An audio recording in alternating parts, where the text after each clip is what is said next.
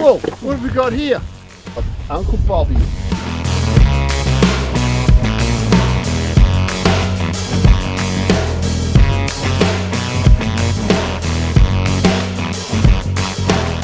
Don't want to be a part of this fucking dumb wannabe tennis tour. Welcome back to another episode of Woolly TV.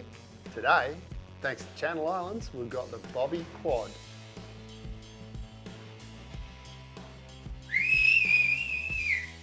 I'm going to ride the Bobby Quad. Large, legacy, neutrals. Jeez, they're nice and tight.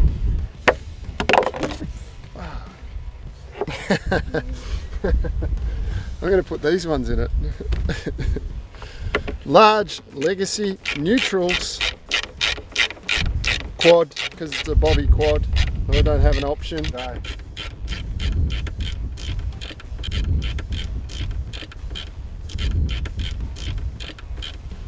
There's the tail. Something out of Star Trek, maybe. Oh, these things are sent here to test us.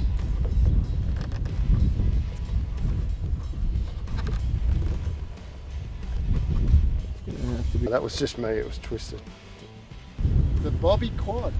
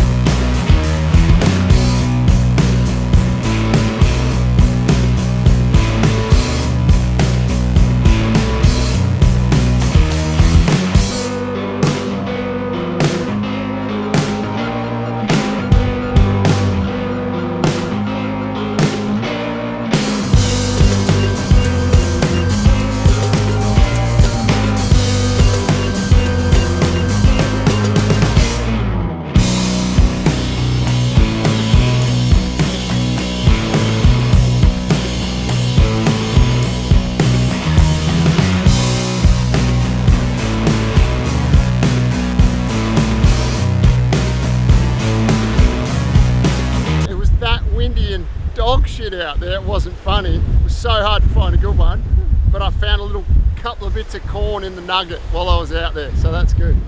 Anyway, let's first surf. Don't worry about it. There's more to come. Yoo! First surf done. That was terrible conditions. Windy, really gutless, really low period swell. Kind of hard work. I wasn't feeling it in the start. Then I got a little sneaky one. I went, ooh. But what I did notice straight up, board paddle's insane. I had to look at the dims because I got this one was injured about 8 months ago and it's just been sitting in the shed. But it's 510 37.1, so no wonder it paddled really well. But it has got this big beamy outline too and quite a low rock. One thing that I did notice, you can actually go way out in front of the wave into the flats and sort of bottom turn. The board just keeps holding its speed, which is kind of unusual for a lot of boards like this, so I don't know why it does it. I don't know if it's just the fact of where the quads are positioned or the tail shape or just a really low rocker. I don't know exactly what it is yet, but I'll figure that out. Maybe it's because the rails are so straight through the tail as well. I don't know yet. Anyway, surf one, terrible waves, board felt good, and let's just see what tomorrow brings. So it's a 510, 20 and a half, 2 3/4 coming in at 37.1 litres. So I've gone up a bit in this one. They say to ride it 3 to 6 inches shorter than your normal board. So I'm only really about 3 inches. I've gone quite high volume in this one. It's designed for pretty average waves. So I wanted to go up a little bit in volume so I can grovel on it. But I'm going to try it in a couple of different conditions as well. So I reckon we get, have you seen enough of this board yet, guys? I reckon we get it in the water with these legacy larges in there, just in the neutrals, because that's what I kind of like in quads. Let's get this thing in the water and see how it goes. Yo! Bobby quad. Bobby quad. Probably not the conditions I'd ride this one in today, but we found a right-hander. I want to give it a crack on there. Was going to ride another board, but thought, nah, let's get the Bobby quad in the water and done. Lefts, some rights.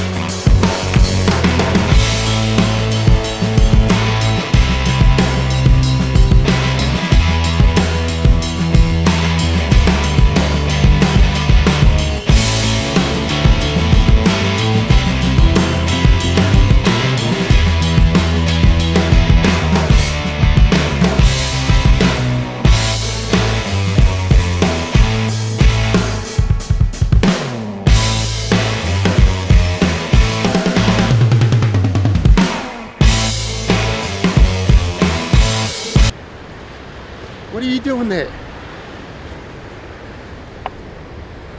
What are you doing? All right, surf 2 done. First thing I noticed, this board goes super fast down the line. Loves doing little floaters and tags in the lip. I'm still working out how to do a proper forehand carve on it, but it's feeling pretty good. Super fast. Yo!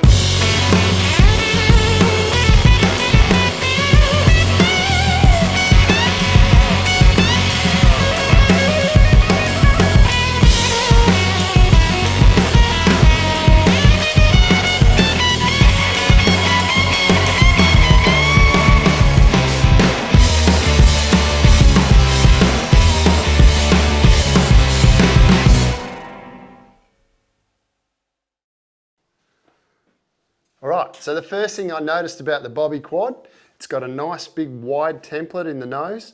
It's got this modified swallow tail, and it's obviously a quad. Testing.